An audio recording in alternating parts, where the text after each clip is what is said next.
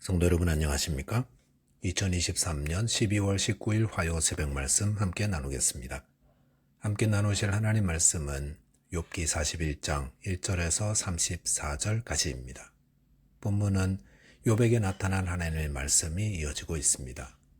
본문을 통해서 성도는 고난 속에서 자신의 무능을 깨닫고 하나님 앞에서 겸손해야 함에 대해서 묵상하겠습니다. 첫째 묵상할 내용은 고난 속에서 인간의 무능을 깨달아야 한다는 것입니다.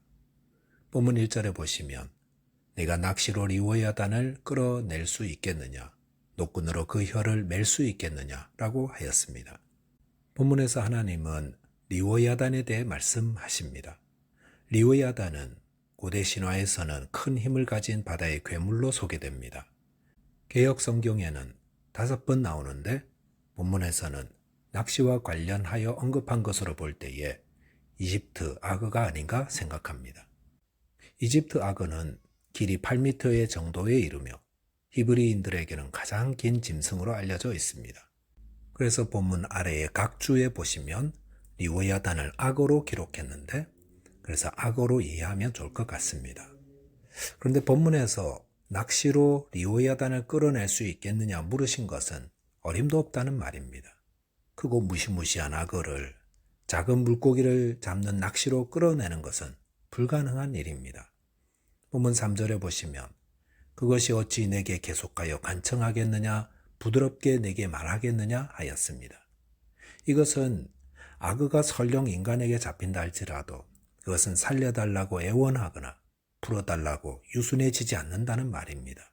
대신에 막강한 힘을 사용하여 잡은 자의 손에서 빠져나갈 것이라 말하는 것입니다. 본문 4절에 보시면 어찌 그것이 너와 계약을 맺고 너는 그를 영원히 종으로 삼겠느냐 하였습니다. 악어는 다른 짐승들처럼 길들여서 사용할 수 없는 존재입니다. 간혹 악어가 길들여졌다고 오해했다가 악어에게 공격당해 피해를 입는 경우들이 있지 않습니까? 본문 7절에 보시면 네가 능히 많은 창으로 그 가죽을 찌르거나 작사를 그 머리에 꽂을 수 있겠느냐 하였습니다. 이것은 당시 사람들이 사용하는 사냥 방법인데 악어는 빠르고 또 강력한 힘을 가지고 있기 때문에 그 앞에서 속수무책인 인간의 한계를 보여주고 있습니다. 하나님께서 욥에게 크고 무시무시한 악어를 언급하시는 이유가 무엇입니까? 그것은 이렇게 강인한 악어와 비교할 때 인간은 얼마나 연약한가 이것을 알려주시려는 겁니다. 그래서 본문 10절에 보시면 아무도 그것을 격동시킬 만큼 담대하지 못하거든 누가 내게 감히 대항할 수 있겠느냐 하였습니다. 하나님은 악어를 잡을 능력이 없는 인간의 무능과 한계를 말씀하신 후 누가 감히 그 악어를 만드신 하나님을 대항할 수 있겠느냐 물으십니다. 욥은 고난 가운데에 지금 이 고난이 억울하다고 이해가 되지 않는다고 하나님께서 설명 좀 해주십사고 요청했습니다. 그런데 하나님은 그런 욥의 태도가 피조물로서 잘못된 모습이라고 알려주는 겁니다.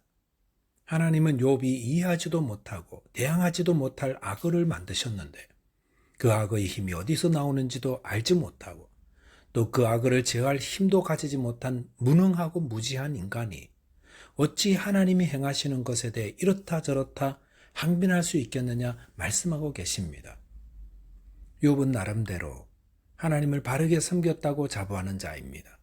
그는 최선을 다했습니다. 그렇기 때문에 나는 고난받을 잘못을 저지른 적이 없다고 억울하다고 하는 겁니다. 그런데 이 말 바꾸어 본다면 고난받을 잘못을 저지른 사람이 고난을 받는다 라는 의미이기도 합니다.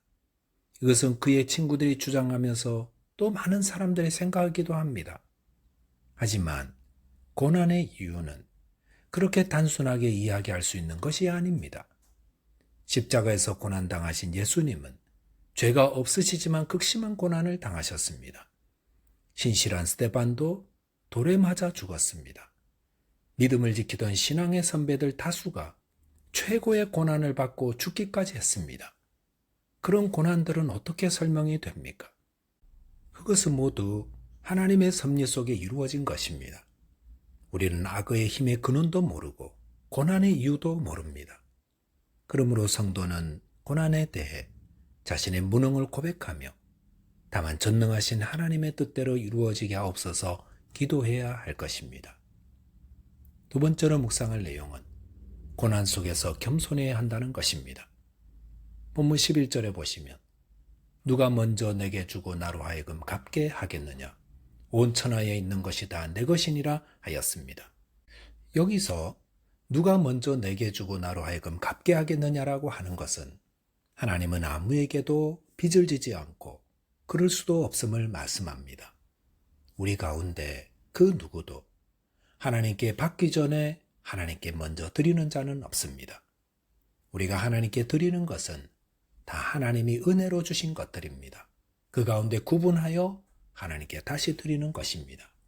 그것은 마치 부모에게 용돈을 받은 아이가 그 가운데 일부를 사용하여 선물을 사서 부모에게 드리는 것과도 같습니다. 하나님은 그 누구에게도 빚을 지지 않았습니다. 많은 자녀를 기르시는 부모님들은 특별히 어떤 자에게는 좀 미안한 마음이 있습니다. 그런데 하나님께는 그런 것이 없습니다. 하나님이 우리에게 주시는 모든 것은 빚으로 주시는 것이 아니라 받을 자격이 없는 자에게 베푸시는 은혜뿐입니다. 하나님은 이 땅에 비를 내리시거나 해를 비추어야 할 의무가 있는 것이 아닙니다. 그런데도 이런 것들을 주시는 것은 하나님의 은혜입니다. 그렇다면 고난은 어떻습니까? 욥은 고난 속에서 마치 하나님이 그에게 고난을 허락하신 것이 하나님께 빚이 있는 것처럼 항변했습니다. 그래서 왜 내게 이런 일을 허락하였는가라고 부르짖었던 겁니다. 그런 욥에게 하나님은 계속해서 악의 거대한 체격과 힘에 대해 이야기하십니다.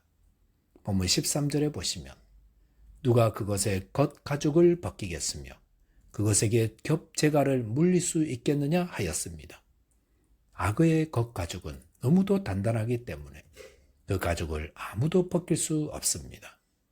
또한 겹재갈을 물리기 위해 아가미에 손을 넣을 수 있는 사람도 없습니다.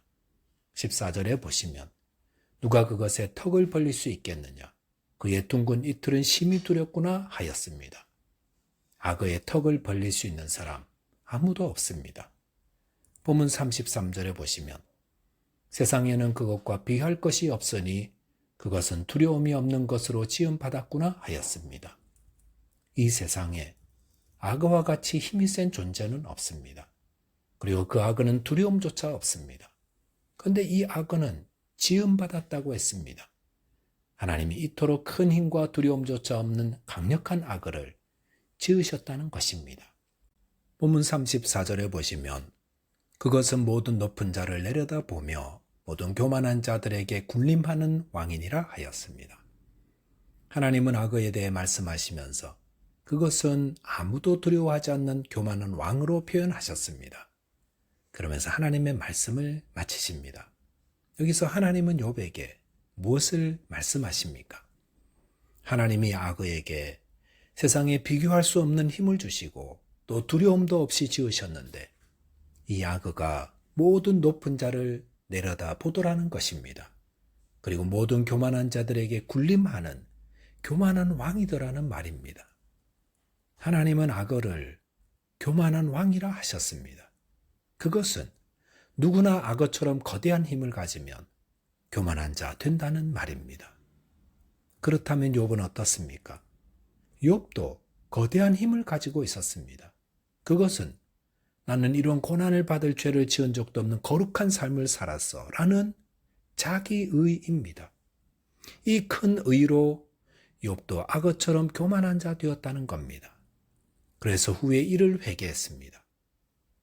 우리는 고난 속에서 자신 안에 교만한 삶이 없었는지 돌아보아야 합니다.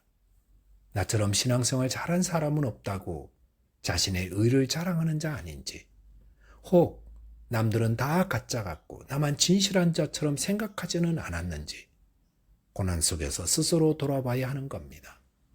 하나님의 은혜는 겸손한 자에게 임합니다. 저와 여러분이 고난 속에서 혹 악어와 같은 교만함이 없는지 돌아보고 회개함으로 하나님 앞에서 또 사람들 앞에서 겸손한 자 되시기 바라겠습니다. 기도하겠습니다. 하나님 아버지, 고난 속에서 저희의 무능을 깨닫도록 도와주십시오. 또한 저희의 연약함을 깨달아서 겸손하며 하나님의 뜻에 전적으로 순종하는 자 되게 하여 주옵소서. 예수 그리스도 이름으로 기도하옵나이다. 아멘. 오늘도 믿음 안에서 승리하는 하루 되시기 바라겠습니다. 감사합니다.